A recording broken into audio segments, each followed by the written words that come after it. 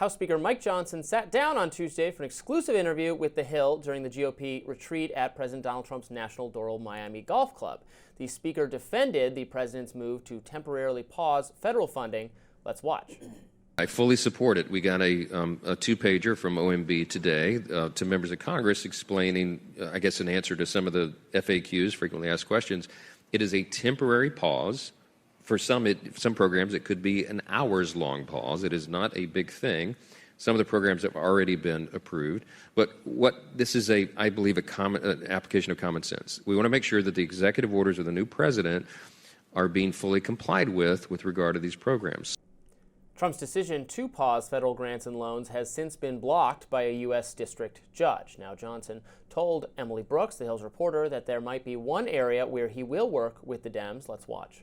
No final decision yet, but part of the decision matrix is that we're looking at the pros and cons of those various angles. I was originally thinking that we would include it in the reconciliation process because that's just a partisan exercise that doesn't require Democrat votes. I think there's some concern in the Senate that might be difficult to do on a partisan basis, and so it may wind up being a bipartisan exercise. So where that fits in and in what sequence is part of the discussion here, and we'll make that determination here in the coming week or so. The House Speaker also addressed whether Trump could possibly run for a third term. Let's watch. I can't change the Constitution, but there are means to do that. I don't think he's suggesting a constitutional amendment. So I think he's having sport with the media. I think that's what that was. Joining us now to discuss is The Hill's reporter, Emily Brooks. Emily, thanks so much for being with us. Thank you. So, fascinating interview, lots of great questions there. We're all talking about this pause in funding for various grants. What was the speaker's attitude toward, whether he thinks Republicans are taking a lot of criticism for having done this, or was it more of an excitement that, well, yes, we ran on doing exactly this? What was his mood about it? Did he seem taken by surprise or worried about the optics, or very excited about the possibility of delivering on the promise of various cuts? I would say more excited. Speaker Johnson has not really criticized anything that President Trump has done. And, he said even in that interview that he follows the Reagan commandment to not ever publicly criticize a fellow Republican. So we should not expect to hear. And so he did seem a bit pleased by these actions, not only the pause in federal grants, but the clearing out of inspectors general without notifying Congress, a number of actions, and not expressing any worries about how Trump is stretching his executive authority or testing the limits of it, even in wake of this. So it was a, pretty fascinating thing. I did ask him at one point, do you ever have private conversations with President Trump where you express your disagreements with him? And interestingly, he said he is not a yes man, and he does express some disagreements, but that's not really something that we have seen from a public standpoint. And is his position right now relatively secure? Obviously, he has fended off a certain number of challenges from more MAGA, but also independent-minded Republican members of Congress who've been dissatisfied with his leadership, some of the same people who were dissatisfied with the leadership of Kevin McCarthy. I think a lot of us were wondering whether we're going to have a House Speaker shuffle every year or two, but he seems to have survived for now, and maybe that means that his position is secure. I think that by nature of Trump being so new in office, that is one reason why Speaker Johnson, who is very close with the president, very supportive, was able to keep his position atop the House Republican Conference, despite some concerns, as you mentioned, from fiscal hawks or those who were not quite 100% pleased with how he handled things, because they do not want to show Republican division and infighting as they're trying to give Trump some runway, some momentum, and pass pass the Trump agenda. The rules have changed for Republicans so that it doesn't take just a single member to force an ouster vote. It now will take 9 members to force an ouster vote. So that is a higher threshold.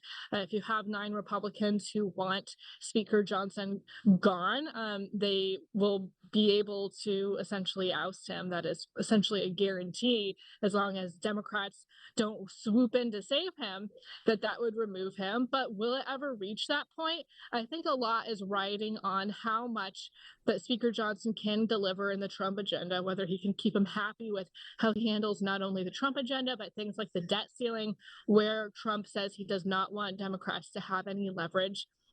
But as long as he has that support from President Trump, he seems to be in a safe spot. You know, Emily, we seem to really be diverting the public's attention from the constitutional principle that we have 3 co-equal branches of government. Speaker Johnson is one of 2 leaders in an equal branch of government, and to watch him acquiesce to whatever the president wants was kind of shocking for many of us. After all, the money had been appropriated by Congress. This is not the president's money to play with. This is Congress's appropriation. And of course, he was telling you about this is just a temporary pause, and very much minimizing the real life effects this is having on people's lives.